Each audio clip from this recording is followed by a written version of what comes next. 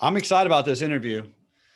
Yeah, me too. Yeah, I'm really pumped about it. So to give everyone a little bit of background, we're going to be interviewing Alan Stanley, who is the son of Chris Stanley and has a lot more. But Chris Stanley is a trader that I've been working with for a while. And I met Alan and his brother Ian at the Nashville real life trading retreat back in September.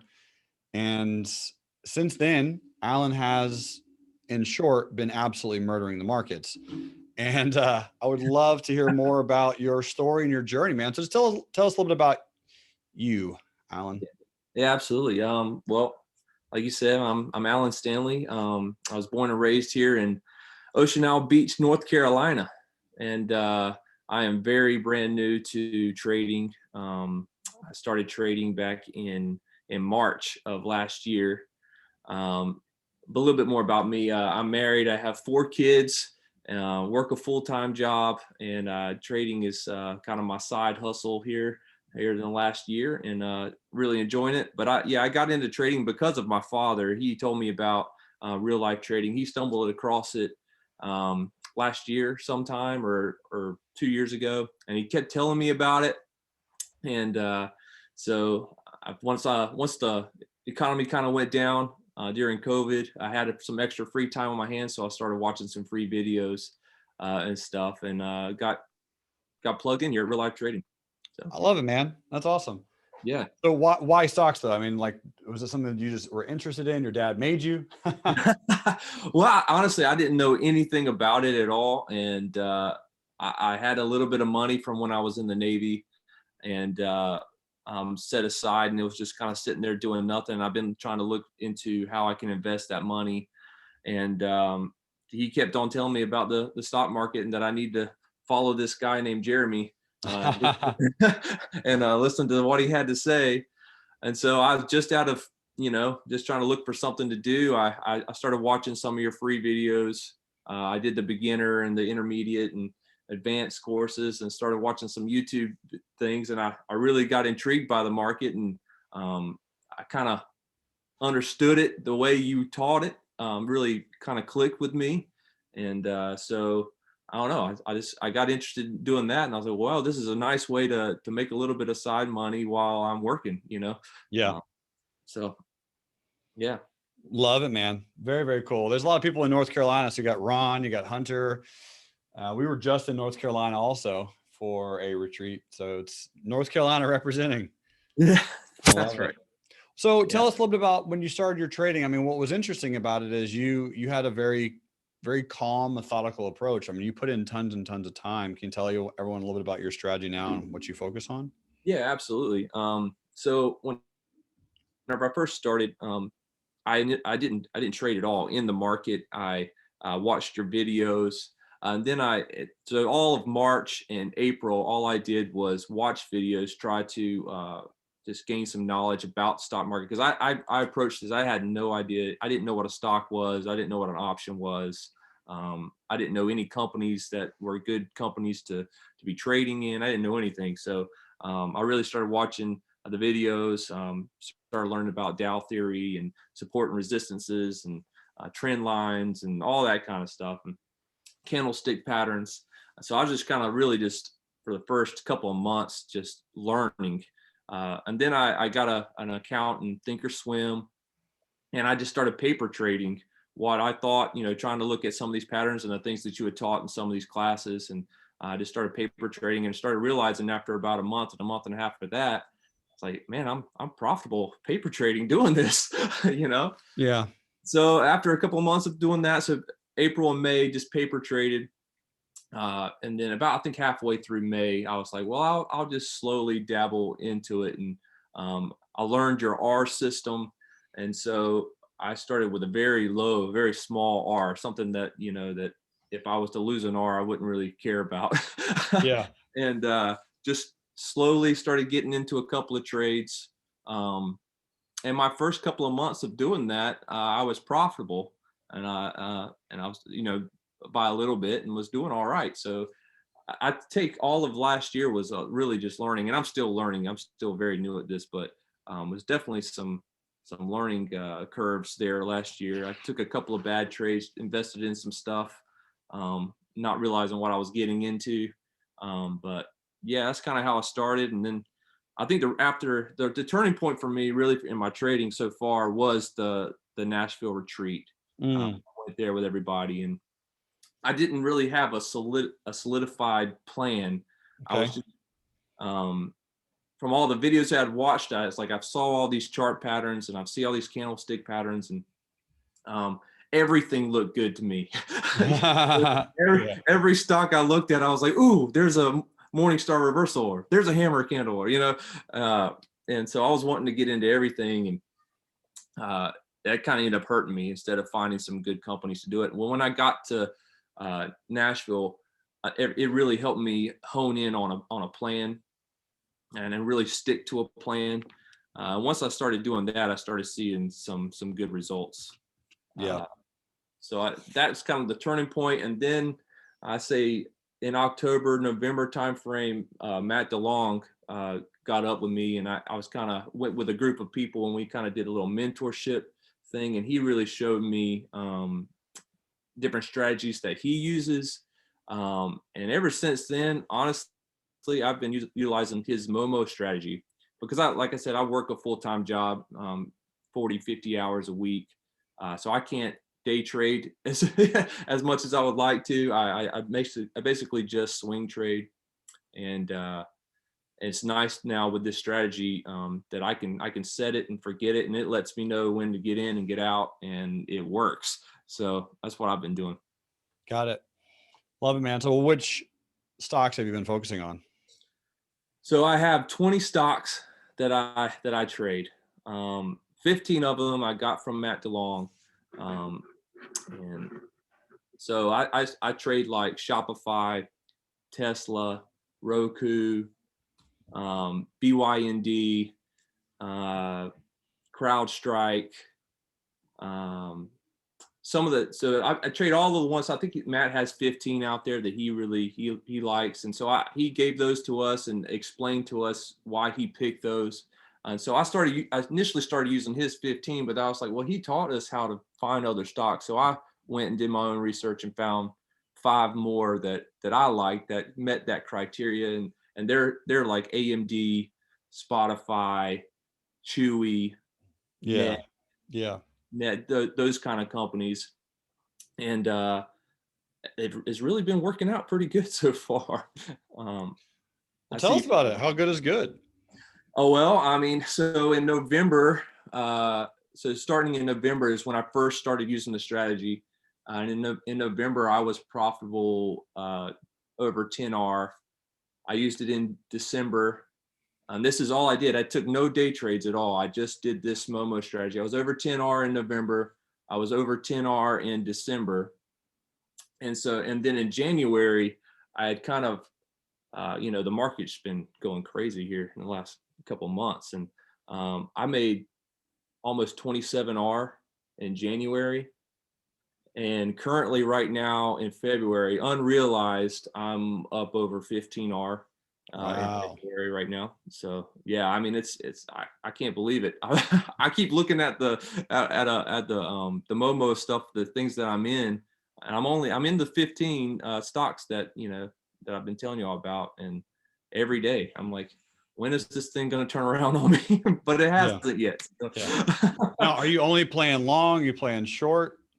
I have only been playing long. I took one short um, last week on Teledoc, and it went against me. So I've only really been playing them all long. I've been ignoring all the shorts. So Got it. So if it says short, you just don't short it, but you won't do anything while it's short until it goes back to long. exactly, yeah. I'll get in when it says to get in on the green, the triangle, and then I'll get out on the red, but I won't go short, and I'll just wait for it to reverse and then come back in long again. So help me understand this strategy. Okay. When it says get in long, you get Right. in long, Yes. and then the only time you sell is when it says exit your long. That is correct. Got So right now I'm in this trade. it. I'm literally in this trade right now. I got in where it said on like February 3rd or something like that, go long, Yep. and I am still in. currently, even though it's kind of took a little bit of a dive today. It's still saying to go long, so I'm still in. Got it. I love it, man. Well, I mean, as far as, a plan, that's pretty simple, I feel like. Yeah, and especially for me, like I work outside all day long, doing some manual labor and stuff, and I only have to check my phone, 5 times a day, Yeah. and it alerts me if I need to do anything, if I need to buy in something, or if I need to sell something. It lets me know, and it makes it real easy, and takes me, 2 minutes to get in and out of stuff. Yeah. Yep. Which is, I mean, let's talk about that just a little bit about the phone checking. So you mentioned you check it 5 times throughout the day because, it's a 78-minute chart. So you are pretty much every 78 minutes, right? You're pulling it up. Do you Right. trade through your phone? Do you have like a computer, or is it tethered? What does that look like? So I trade with TradingView. I have the TradingView app on my phone, and so when I'm at night, before I go to work or whatever, I'll set up my alerts. I guess, but I mean, they're out for about 30 to 60 days or something like that. That you're going to set an alert for in TradingView, and you can, whenever you set the alert in TradingView, you can it'll go on your app as well and alert you through your phone. Mm. And so like mine just has a little ding on it and says, hey, Momo trend reversing and whatever company. And what I do is I pull out my phone, I pull up that app and I see what it's doing. Okay, it's saying to sell or to buy. And then I have the Thinkorswim app also on my phone. And I open up my Thinkorswim app and buy how many ever shares I want of that company, or sell my position. So it literally takes me 30 seconds, and you know, But to dude, you get. work full time. How can you work full time and trade? Well, whenever you work full time and you set it up, I mean, it's an automated thing now. It's I go home at night, I check my stuff, I still chart all my or still track all my gains and losses, and so I punched all that in, and I set my alerts. I go to work, and the boss man doesn't care if I take 30 seconds to look at something while I'm out there working, and to trade something. So yeah, it's quick. And when it's automatic like that, and you know what's going on, I don't have to sit there and stare at it, which is what I used to do. I used to do all last year. I used to like sit there and stare at the stock, the chart all day long. And then it would just make my anxiety go up, because it would go up and then come down, and now it's back up. And now I don't even have to think about it. It lets me Mm. know when and where I need to get in and out. That was one of the hardest things for me whenever I was first started doing, is just when to get in and when to get out. Like I could set up a trade. Oh, here's a Morningstar reversal, and I'll get in above this. But then it was like, well, how long do I hold this thing? So I would always set my target to 2R, and I'd either hit it or wouldn't. And then I would come to find out, watch the stock continue to run up. And I was like, man, I could have made 5R on that trade if I wouldn't have had a target. Yeah. Yeah. Like, so once I've actually stopped using targets and stops. I don't even need to set those up anymore, because as long as I'm on top of the stocks that I'm in, and I have my alerts set up, it's going to let me know when to get in and get out. And you'll just follow that religiously. Yeah, the only time I didn't follow that religiously was there's been a couple of times. There's been a few times where I've been busy at work, and I wasn't able to look at my charts about 5 minutes before the close of the day, because you will get an alert, but it'll be after the market's closed. And so it's told me to sell my position before at the end of the day, and I missed it. And then I woke up the next day, and I've lost a little bit more money or whatever, because it's gapped down a little bit, but then still get out. That's happened. Another thing that's bit me is I got sidetracked and didn't know when earnings were on on one specific stock, and it came overnight, and woke up. I was like, oh, it gapped down on earnings, and whenever Momo was saying to go long, and then it gapped down. Was that Peloton recently or no? It was. I knew it. Yeah. I had two other people in that same trade, and they're like, I Yeah. didn't know what earnings were. Yeah, I didn't even know I didn't know when it happened, and it hit me. But so that one happened. And the only other time I didn't, which it ended up working out, was BYND. It triggered to go long, not too long ago, and it gapped up right there. What you're showing, that Yeah. day Yeah. it gapped up. I sold it open on that day, so I got in where it told us to get in on Wait, the hold on, Alan. Back up. yeah. You got in long there Yes, I did. because it said enter long. Yes, I did. Yep. Okay. Yeah. And so then when it gapped up, you sold it open, even though it hadn't said, hey, get out of your long. Yeah. You took advantage of it because you're smart and you're like, this is a huge gap. I need to be selling here. Yeah. Before the market opened, it was like up 30% or something like that. It was saying, and I Yeah. was like, Yep. okay, I knew in my head, I'd seen this happen so many times that it was going to fade. Uh, so I was like, I'm just going to sell, and this is a huge win. And it was the biggest trade single trade I've ever done. And it happened in a day and a half or something like that. So I was like, well, I'm going to sell. I think that was an 11-hour trade, and that was the biggest trade I've ever had, single trade. Dude, that's huge. I That's know. amazing. I'm so proud of you. Right. And so I don't know. I was pretty excited about that one, but that was the only other time that I was like, all right, I'm breaking the plan. I think 11 hours enough in my mind. Yeah. Yeah. So So how do you determine your position size when you're getting in? Because you mentioned you don't use a stop specifically, like it's not in your broker. You're just watching the alerts. So how do you know how much to size in on? I just, the way I did it, and I don't know if this is the right way, but the way I went about it was I looked at um, the size of account that I have that I'm trading with, and how many stocks that my 20 stocks that I'm using. And I broke that down into, I just divided that in together. Say, hey, I have this much money. I have this many stocks. If all of them were to say to go long, I could invest X amount of money into it, Mm. each one. And so I always trade that same amount for each one of them. So yeah, like, net, I might be able to buy, 50 shares of that one and get that same price. But Shopify, I might only get to buy 2 or 3, Yeah.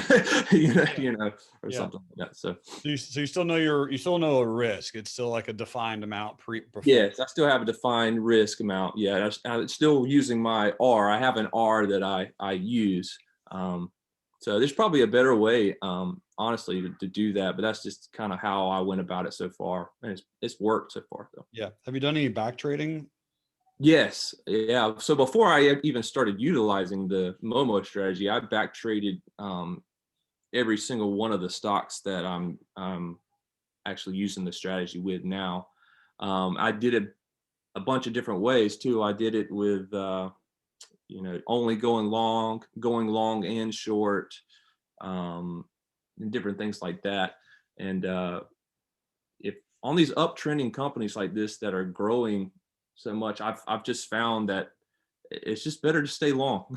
The going short it just will make you frustrated. It seems like it goes short for maybe a day and then it'll turn right back around on you, and you end up losing small. Yeah. Yeah. I can respect that. No, it makes sense. Yeah.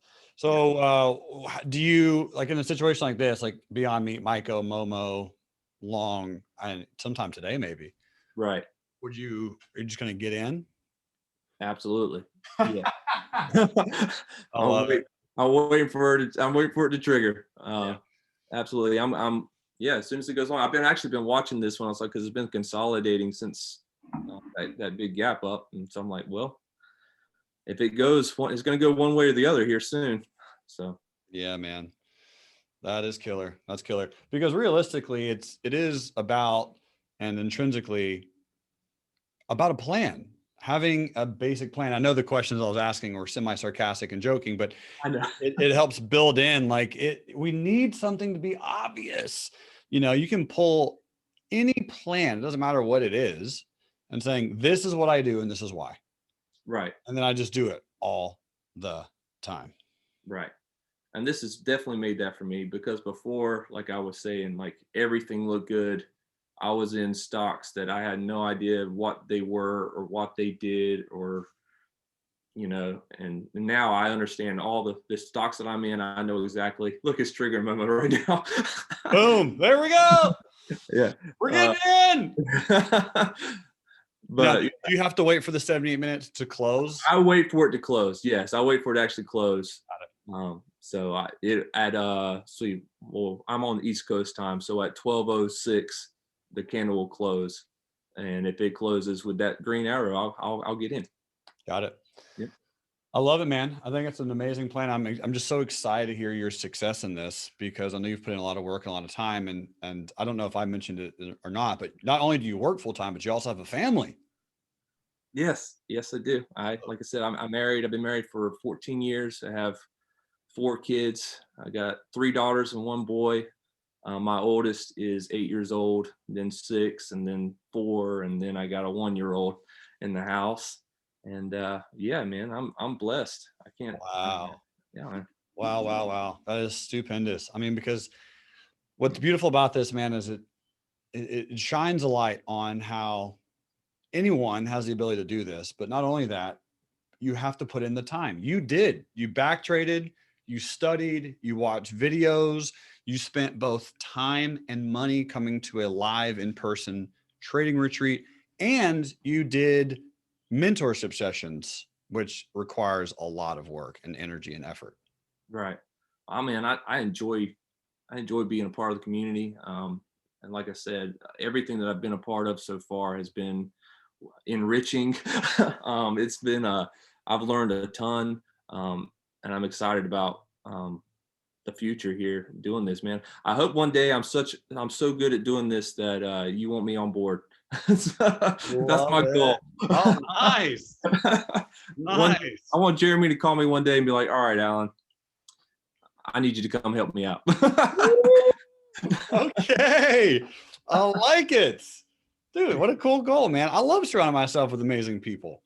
Yeah, man. Me too. Especially people who can make 11 hours on Beyond Meat. And, that's amazing. Well, Because I only do that because y'all taught me everything that I know. I can literally say that everything I know about the stock market, y'all have taught me. it's cool. So cool, man. So cool. Have you read any books on it or anything, or? I've read Your Money Grows on Trees, and your how to the one about 3K. I can't remember the title right now. Retire on 3K. Yeah, Retire on 3K. I've read those things, but nothing really outside of really the community. Y'all have so much material to go through, and in fact, it's so much that you have to go through it a couple of different times. At least I have had to. Like I'll even go back to the beginner videos and watch through that, and yeah, all the free stuff. And then, man, y'all put something out on YouTube all the time, and I'm just trying to listen and learn from you guys, and also everybody in the Slack community. There's a lot of really good traders out there that have a lot of good ideas of different strategies that they use, and everybody's that I've come in contact with at the retreat and through Slack have just been wonderful to be around and very helpful and encouraging. So, man, I'm so happy to be part of this community and learning and growing with everybody. Love hearing that, man. That's so awesome, dude. That's so awesome. Because yeah, realistically, it's any time that you go do anything, it's about the people that you do it with. And if you don't enjoy that part of it, then it becomes, I mean, I don't know if monotonous is the right word, but you have to surround yourself with amazing people, because there will be a time where we'll be bored. The market won't be moving amazingly well. We'll be losing on some trades. Everything won't just be super simple and easy, and it'll be a challenge. But this is what it's all about: enjoying that grind, enjoying the hustle, and making money while doing something you love. Yeah, absolutely, man. I'm 100% with you guys. I support what you're doing. I love the mission, and I'm so happy to be here. Yeah, that's so cool, man. What other impacts are you looking at making in your family with trading? Like, are any other siblings, cousins, aunts, uncles, nieces, anyone? Oh yeah, I've already I've already got a bunch of friends and into this. I've told them about it. They're especially now. I think right now I think the world is kind of seeing what's going on in the market, and everybody and their mom wants to trade in the market right now. So everybody's Mhm. interested. So it's been a great platform to be like, well, hey, I've got this community that they've taught me. So I got a bunch of friends that I've been telling about real life trading and trying to get them a part of it. And my brother, like you said, already is. My dad already is. I got a bunch of coworkers now that are interested in doing this. And yeah, I mean, honestly, my long term goal is to be financially free. That's really my goal. I Yeah. look at trading as a platform, one stream of income, and I'm trying to build my life where I have multiple streams of income and do the things that I love and be able to give back to the things that I think are worthy of giving to and are doing great things. So Yeah. uh, that's really my ultimate goal is to be financially free, man. I don't want to have to work 40 hours a week if I don't want to, but I want to work 40 hours a week at the thing I do want to do. That makes sense. Yeah. Oh, totally. Yeah. I forget the quote, or I have no idea who said it, but it was something to the extent of, if you're an entrepreneur, you quit your 40 hours of work so you can work 80 hours a week. Right. Yeah. And I will say this about the community and for myself, like since I've surrounded myself with you guys in this community and different people, I didn't realize I had a bunch of limiting beliefs about myself and what I can do and what I can accomplish.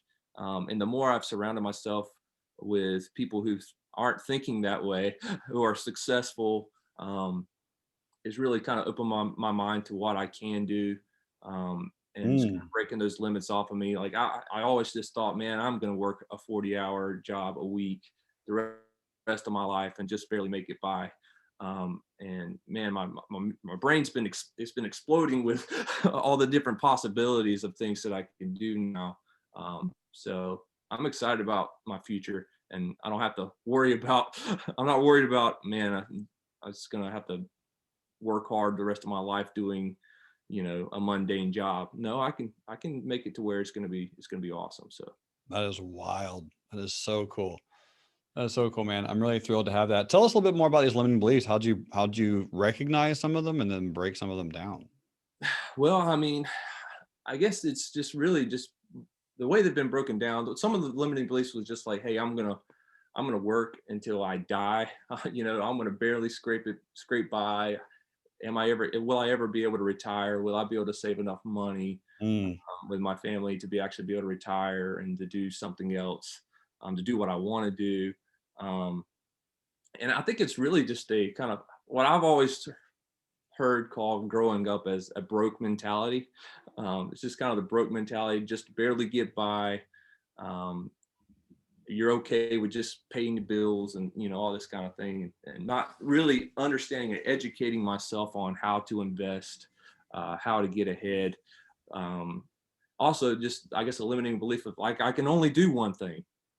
mm, I can only work one thing and make that one thing good. And that I realized that's a limiting belief. No, I can work a full-time job and make good money doing that. I can trade, I can do that. I could buy a piece of real estate or something like that and uh, rent that out or something like that. I had beliefs that I wouldn't be able to do those kind of things. And just being around people and seeing how they go about and people who have been successful and how they think and what they look at. And I think it's really helped me realize, you know what, there's nothing quote special about them. They're just like me and they yeah, worked hard and they've done, you know what I mean? Like I can work hard and do the same things too. I have the same opportunities as everyone else. So I true think that, that's man. yeah. So True that. It's so important to do that, to just look at whatever limiting beliefs you have and either think through them or write them down or just realize that we all have them. It doesn't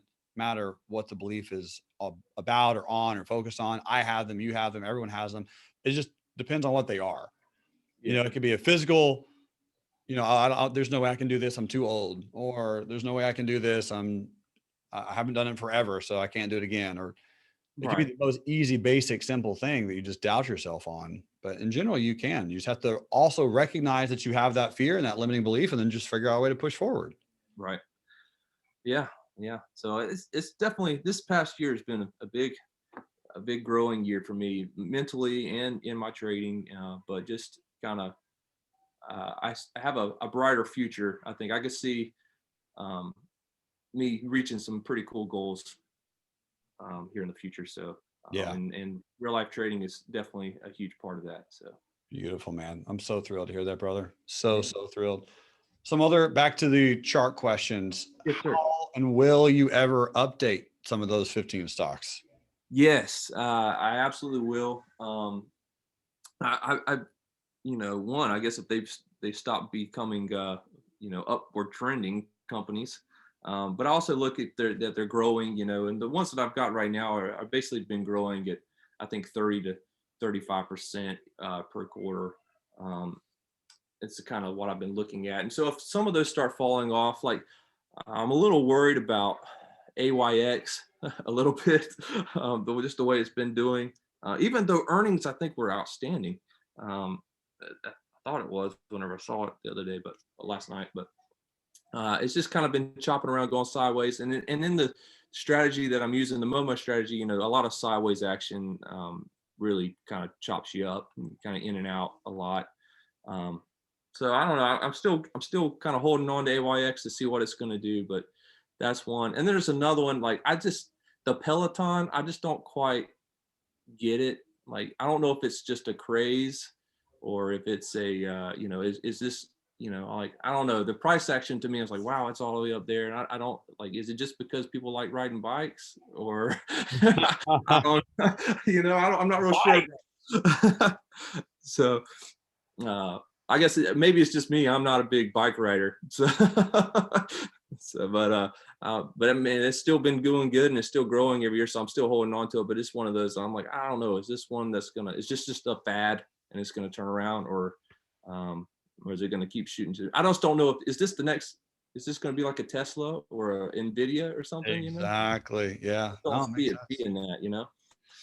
I can respect it. Yeah. I mean, like that's a very valid point. Very valid point. Now, would you ever go short on it at any point in time ever?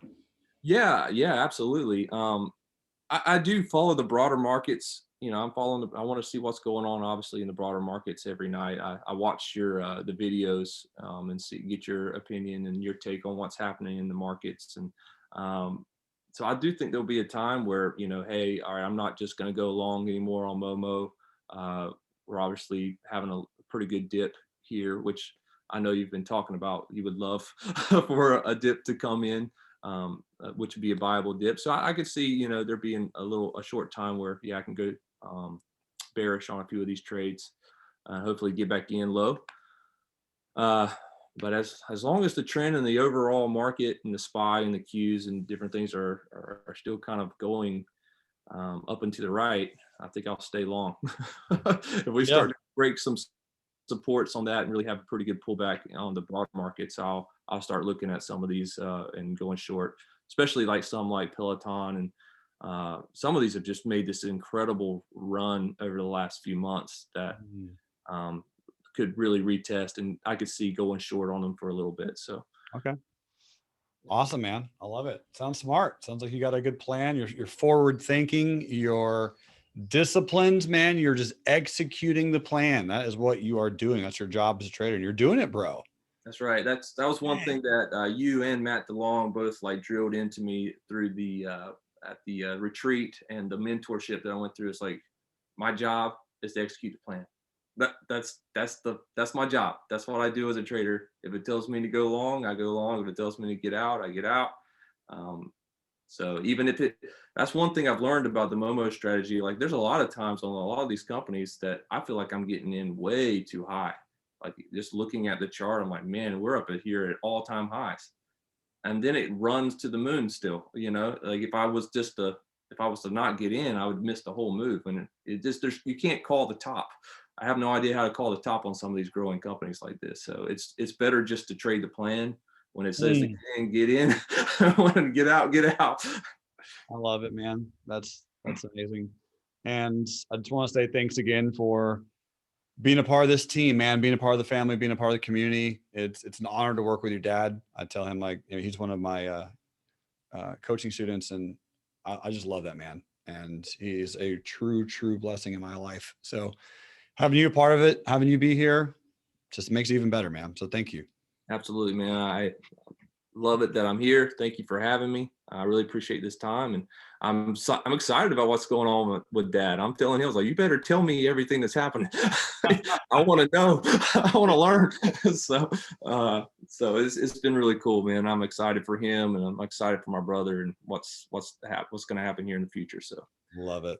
Love it. Love it. Well, my friend, thank you so much for being here. And I really appreciate your time today, Alan Stanley. It's an honor.